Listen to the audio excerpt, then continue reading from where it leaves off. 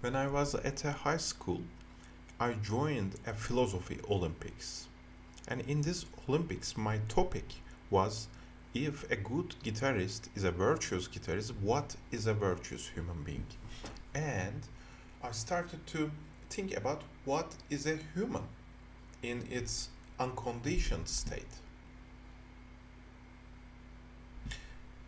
And by rule of observation, if you want to see something in its natural state, you need to take out of conditioning from the observation, right?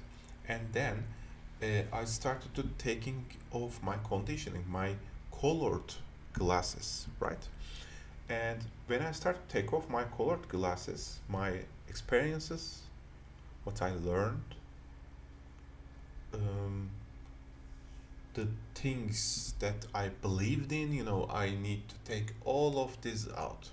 After I take all of this out in order to think like what is the natural state of a human being is pure emptiness, right?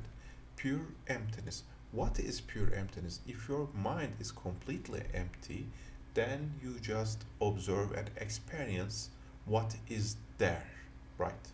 Pure presence. But what a human being, unconditioned by anything, will do with this pure experience, we don't know. So, in order to discover the virtue, discover the song, like a guitarist, this true human will play in order with this emptiness, pure potential, what would it be like? I tried to discover it, and for discovering it, there was hindrances that need to be eliminated. Which hindrances?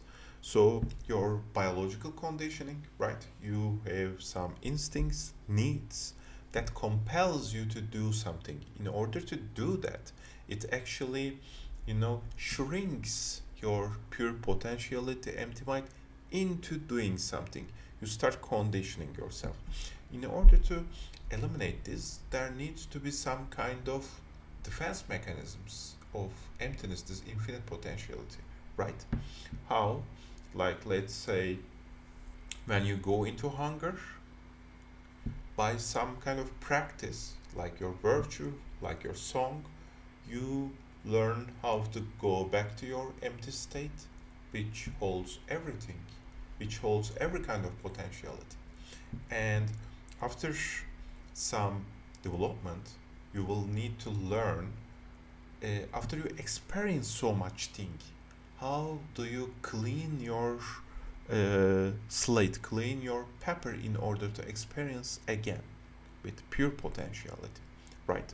So, and how you build your relationships in order to, while staying in that relationship,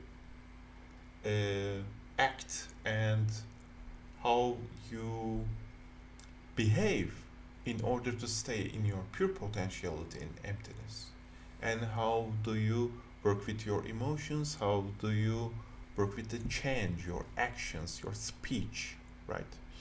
Your way of thinking, your way of gaining money, your way of like continuing your sense of self, how all your life manifests itself while you learn how to be in this empty state.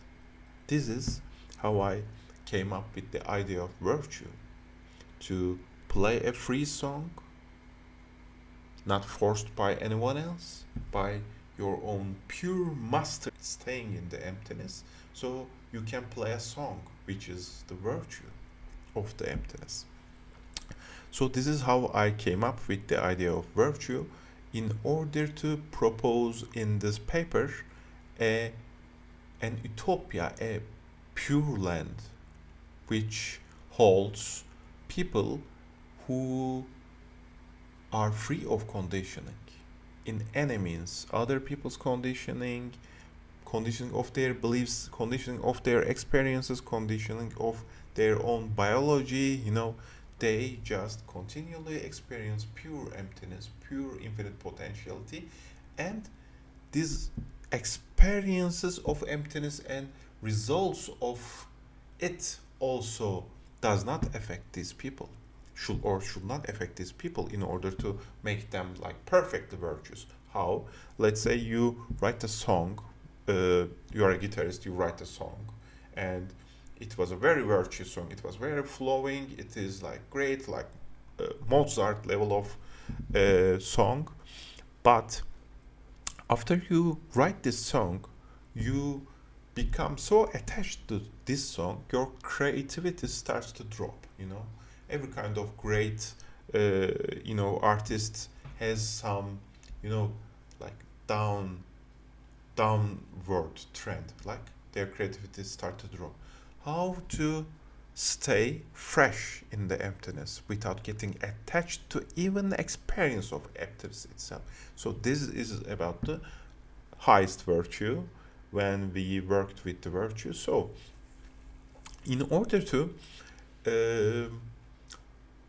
understand how to develop these virtues, I started to try to make this by myself, because after I submitted this paper when I was at high school, I started thinking like, oh, this really sounds nice, out of the Olympics, this idea sounds really nice, pure potentiality, emptiness, and without any conditioning, complete freedom.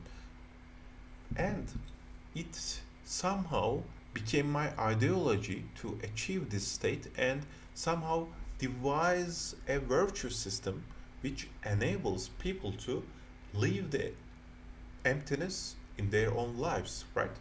So I started searching for meditation because in order to live with this virtue, I needed to discover my own pure being, this emptiness, this infinite potential. I needed to experience it, not trusting any other people's, words, teachings, beliefs. I needed to discover it myself, so it would be like unconditioned, right? So I started searching for traditions which enables the practitioner to discover it by themselves. And this is how I started meditation, and this is our first pillar, meditation. Discovering your unconditioned, ungraspable, infinite potential nature. So this is the first pillar. Second pillar, let's say you go through instincts, emotions, a lot of things. When you're in these states, how you harmoniously treat these, your perceptions, belief system, other people's relation, how it, how you approach this in order to harmoniously flow with them uh, while you are unaffected with these emotions. This is the insight part. And the virtue part is the how to take action while we are in this emptiness state. You feel some kind of flow, you feel like shaky, you want to dance. Getting into this feeling is meditation. And now you start to learn how you move, and you need to like condition your muscles, you need some kind of cardiovascular capacity, right? Stamina in order to dance. This is insight. And when you really dance, when you really make the action happen, this is the virtue. So these are the three pillars that we teach in the system.